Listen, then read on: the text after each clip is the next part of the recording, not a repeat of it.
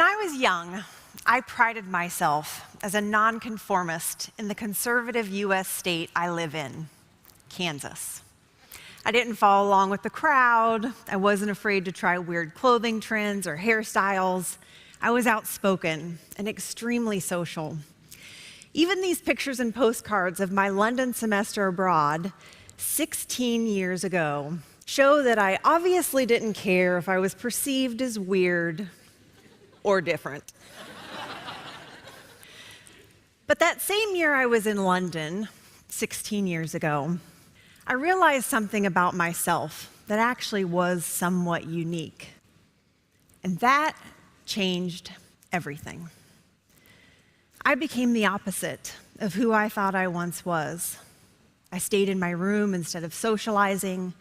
I stopped engaging in clubs and leadership activities. I didn't want to stand out in the crowd anymore. I told myself it was because I was growing up and maturing, not that I was suddenly looking for acceptance. I'd always assumed I was immune to needing acceptance. After all, I was a bit unconventional. But I realize now that the moment I realized something was different about me was the exact same moment that I began conforming and hiding. Hiding is a progressive habit, and once you start hiding, it becomes harder and harder to step forward and speak out. In fact, even now, when I was talking to people about what this talk was about, I made up a cover story, and I even hid the truth about my TED Talk. So, it is fitting and scary that I have returned to this city 16 years later, and I have chosen this stage to finally stop hiding. What have I been hiding for 16 years? I am a lesbian.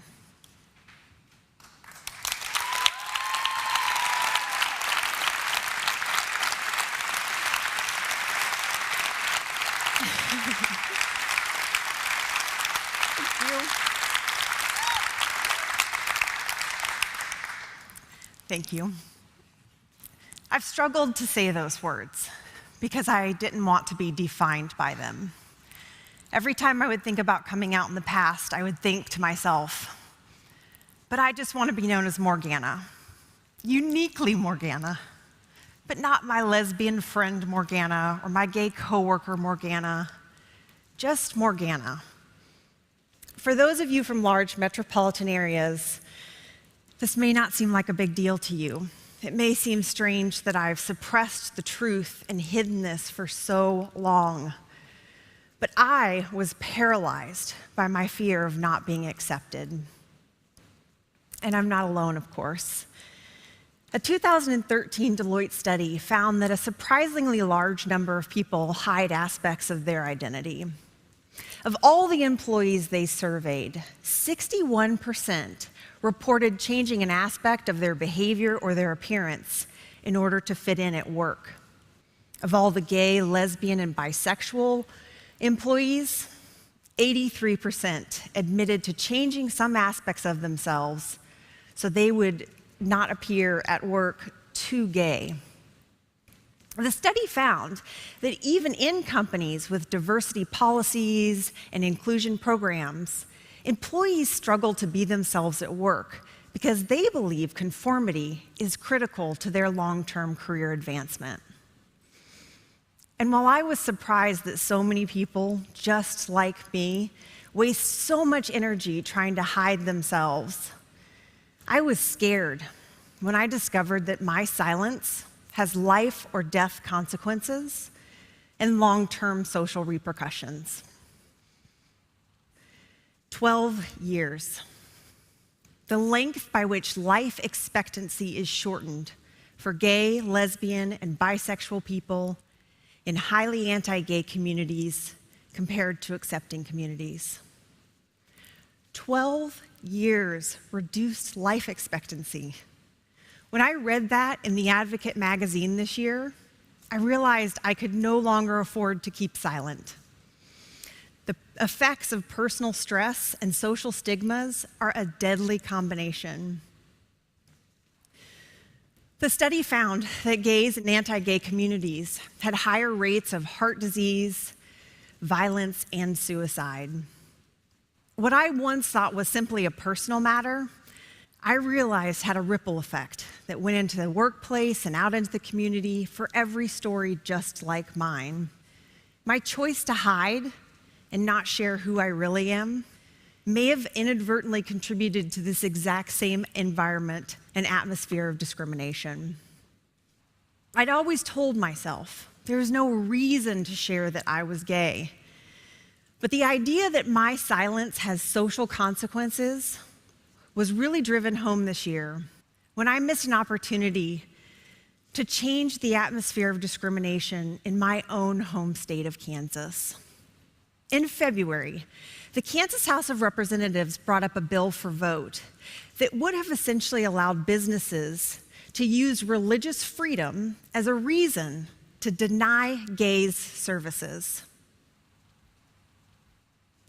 A former coworker and friend of mine has a father that serves in the Kansas House of Representatives.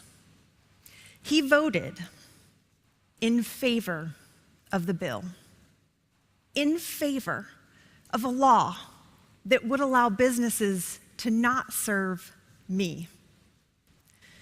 How does my friend feel about lesbian, gay, bisexual, transgender, queer, and questioning people? How does her father feel? I don't know, because I was never honest with them about who I am. And that shakes me to the core. What if I had told her my story years ago? Could she have told her father my experience? Could I have ultimately helped change his vote? I will never know. And that made me realize I had done nothing to try and make a difference. How ironic that I work in human resources, a profession that works to welcome, connect, and encourage the development of employees, a profession that advocates that the diversity of society should be reflected in the workplace. And yet I have done nothing to advocate for diversity. When I came to this company 1 year ago, I thought to myself, this company has anti-discrimination policies that protect gay, lesbian, bisexual, and transgender people. Their commitment to diversity is evident through their global inclusion programs.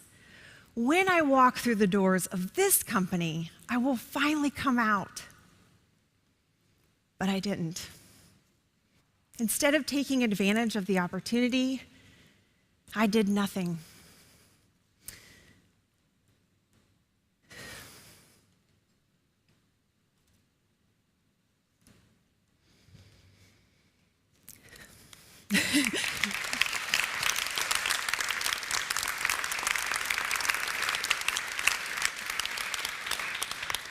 When I was looking through my London journal and scrapbook from my London semester abroad 16 years ago, I came across this modified quote from Toni Morrison's book, Paradise. There are more scary things inside than outside. And then I wrote a note to myself at the bottom. Remember this. I'm sure I was trying to encourage myself to get out and explore London, but the message I missed was the need to start exploring and embracing myself. What I didn't realize until all these years later is that the biggest obstacles I will ever have to overcome are my own fears and insecurities. I believe that by facing my fears inside, I will be able to change reality outside. I made a choice today to reveal a part of myself that I have hidden for too long. I hope that this means I will never hide again. And I hope that by coming out today, I can do something to change the data and also to help others who feel different be more themselves and more fulfilled in both their professional and personal lives. Thank you.